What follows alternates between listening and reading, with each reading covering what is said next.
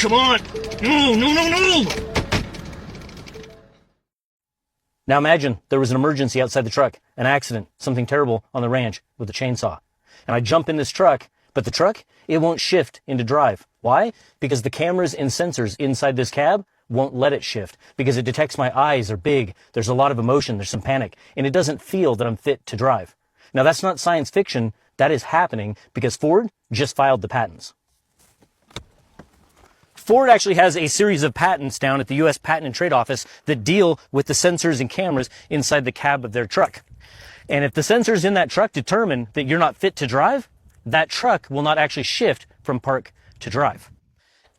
Now, they already have a system called telematics, and that's where they can actually pull up cameras in real time inside the cab of their fleet vehicles. Now, they actually market this to insurance companies because the truth is, this is really about who owns the data and who owns the liability. Now, your name might actually be on the title of this truck, and you may have paid for it, but you don't own it. Now, Ford didn't file just one patent. They filed a stack of them, all within months of each other. Are you sitting down? Get this. This Ford technology patent doesn't just watch you. This one puts you in jail. Ford filed a patent, serial number 0104469, where the system takes your biometric data, your face, your iris, and your fingerprint, and it runs it through a criminal database in real time. While you're sitting in your own truck, think about what that means. You wake up one morning. You walk out to your driveway. You climb into a vehicle with your name on the title, on property with your name on the deed. And before you go anywhere, before you've done a single thing wrong, your truck is already running your face through a law enforcement database. Ford's own patent language describes this as potentially useful for police. They wrote that. Ford wrote that into the patent application. So the question isn't whether this technology can be abused. Ford already told you who it's for. You just didn't know that you were buying a cop car. Now I'm going to walk you through a few of these patents. Lip reading, cameras inside your cab, machine learning trained on lip movement datasets, cloud connected, your face processed somewhere you'll never see, stored as long as they want.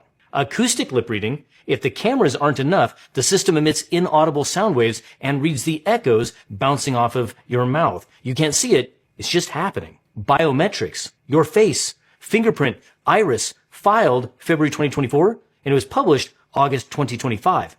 This one is assigned a serial number because it's real. Ad listening. This is scary. It monitors conversations between everyone in the cab. It serves targeted ads based on what you and others are talking about while you're driving. In Ford's words, maximum opportunity for ad-based monetization. No description of how that data is protected either. None. How about Ford Pro Telematics? Now this one isn't a patent. This one is actually a product page. Right now, fleet managers can pull live in-cabin video feeds of drivers on their phones. Ford markets seatbelt compliance alerts with the explicit benefit of lowering insurance costs. They said it themselves. This is the infrastructure, and once the infrastructure exists, it's going to get used and abused. Now, Ford isn't alone in this. This is an arms race. Smart Eye driver monitoring software is already in over 2 million cars globally. The EU's general safety regulation mandates drowsiness systems as standard equipment going forward. GM deployed biometric seat sensors and heart rate monitoring in production trucks